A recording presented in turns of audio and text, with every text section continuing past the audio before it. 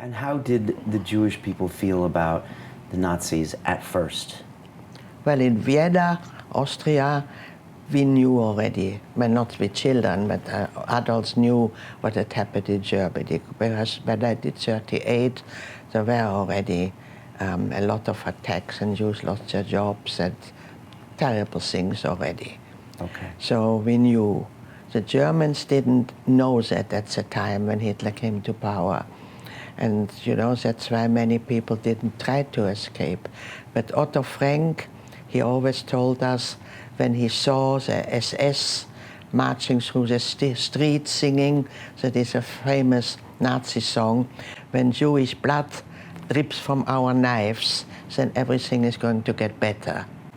When he saw that, and they marched through the streets singing that, he realized this is not a country where I want to bring up my children, and they left already in 1933. Okay, so Otto had been in Germany. Yeah, he lived heard in that Frankfurt. In 1933. Yeah. Okay, so he knew. He realized. Early. But a lot of people thought it can't last. You know, the Germans won't choose a man like Hitler. But this is, you know, like coming back to and this is what I always, to adults and to older kids, tell about how this Hitler, because he was an uneducated Austrian, not a politician, how did they follow a man like that?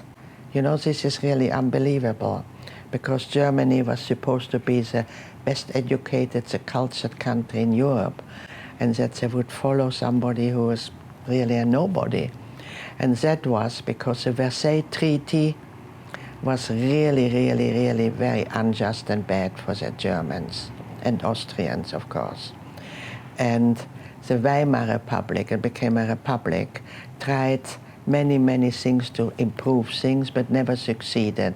There were many different governments trying to get work again, and they had to pay a lot of money to their allies, and there was really unbelievable poverty. I heard those stories from my mother and grandmother, that there was no food, starving, and no work, and kids walked barefoot in the street in the winter, and they didn't improve. And then Hitler said, I know things get better. And people said, well, we are not losing anything, let he try.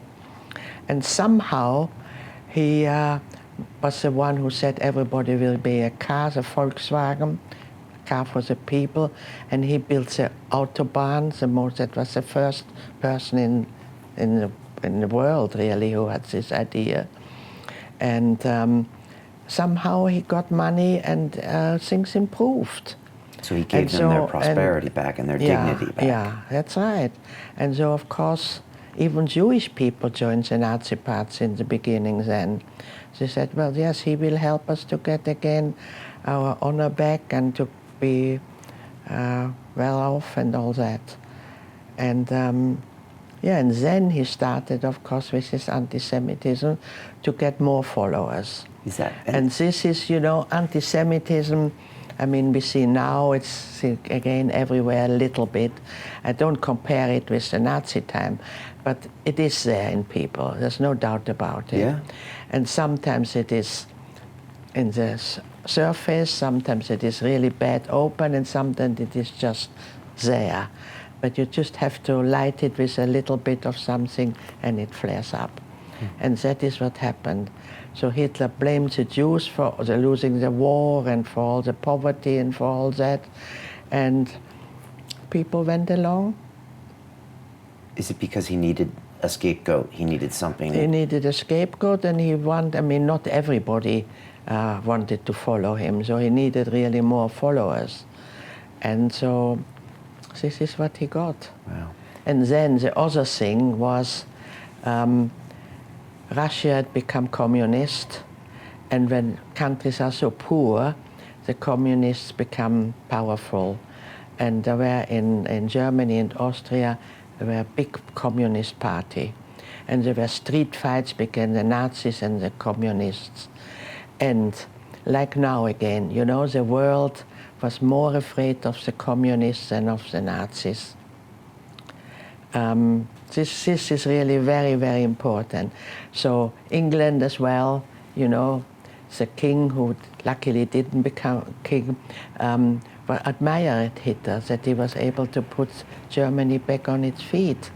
And so was the church, and so were all the middle class in England. Everybody was afraid of communism, not realizing that the danger is really Hitler. And the only one who saw through it was Churchill.